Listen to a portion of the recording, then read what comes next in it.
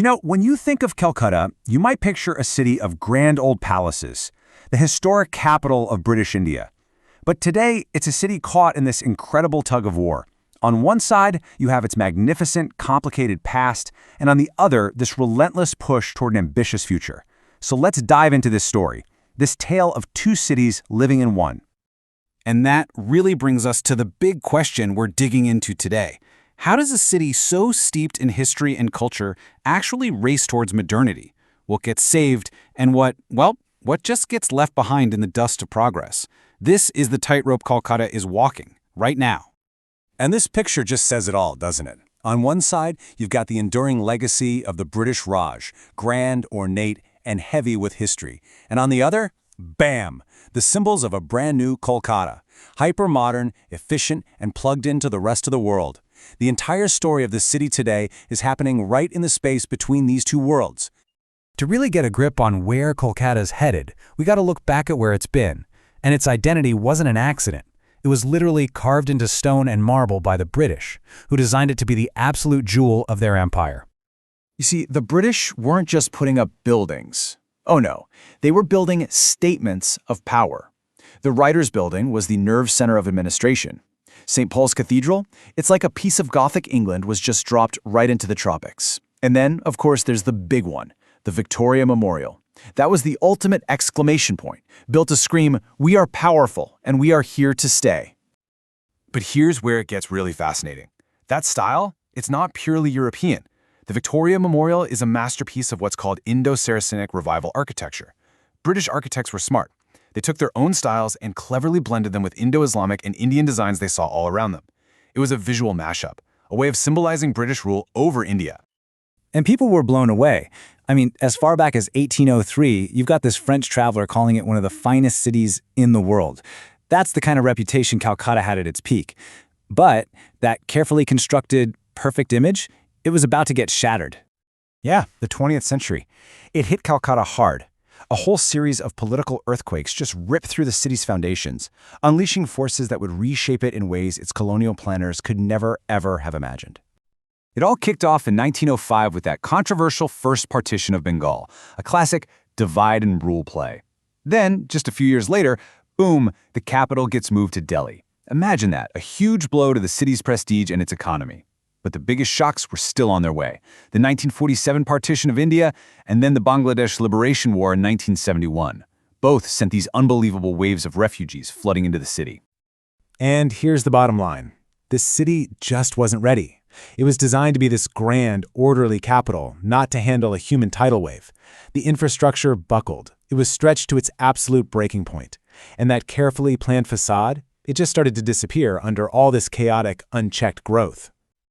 So what do? Well, the city planners were scrambling. They tried everything. First, hey, let's build a whole other city to pull people away. That didn't quite work. Then, they tried to spread everyone out across different centers. And now the big idea is to create these brand new satellite townships. Each plan was another attempt to just manage the chaos. So, after all that upheaval, how does Kolkata fight back? Well, in the 21st century, the answer has been to go big. A massive, all-in push to reinvent itself as a sleek, modern, high-tech metropolis. Just check out this number. Over 13 kilometers of new metro lines opened in a single day. That's not just an improvement. That's a total game changer for getting around the city.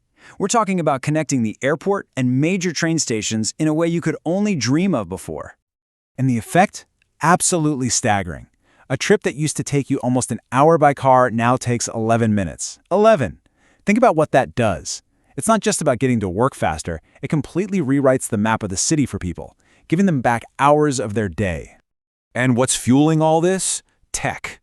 The new Bengal Silicon Valley hub is projected to create 100,000 direct jobs. 100,000! This is a massive, deliberate bet on the future, trying to lure in the big dogs of the tech world. And the epicenter of all this change?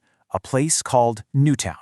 It's the new Kolkata made real. We're talking 10-lane highways, a dedicated hub for financial tech, shiny new apartment buildings. It is literally a different universe from the crowded, winding lanes of the old city.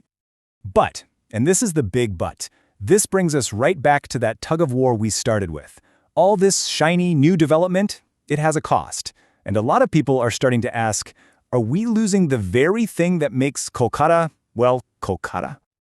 Let's unpack this idea of a cultural patina. It's like the finish on an old piece of furniture. It's not the wood itself, it's the invisible layers of life and culture built up over generations. It's the street life, the neighborhood bonds, the shared daily rituals. It's the city's soul, really. And the big question is, can that soul actually breathe in these new, super planned, super clean spaces? And this isn't just a feeling, there's data to back it up. A study actually looked at this, comparing older, organic neighborhoods with the newer planned townships. And just look at the results. When you ask people about things like community engagement or a sense of belonging, the old spots, like Takuria, just blow the new ones away. I mean, a 5 out of 5 for community engagement versus a 2, that's a huge difference. So it really boils down to two completely different ways of life.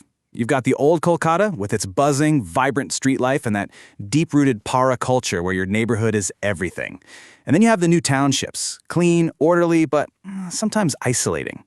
It's a classic trade-off, isn't it? You get the modern amenities, but you risk losing that essential fabric of community. Which brings us right back to where we started. Calcutta is standing at a critical crossroads, trying to navigate a path between two very powerful and sometimes competing visions of its own identity. This really is the heart of the matter. It's a massive balancing act. How do you protect that historic soul, the thing that makes Calcutta Calcutta, while also building a future that works? A future that's modern, efficient, and can compete on the world stage for the millions of people who live there. And so we're left with this one big, crucial question. The answer isn't choosing progress or preservation. It has to be about deciding how to integrate them. As all the new metro lines and tech hubs redefine the city, what parts of the old Kolkata, the community, the para culture, the vibrant public life are so essential that you absolutely have to carry them into the future? Figuring that out, well, that's the great challenge, and maybe the greatest opportunity for this incredible city. Enjoyed this video? Please like, share it with a friend, and press the bell icon to never miss an update.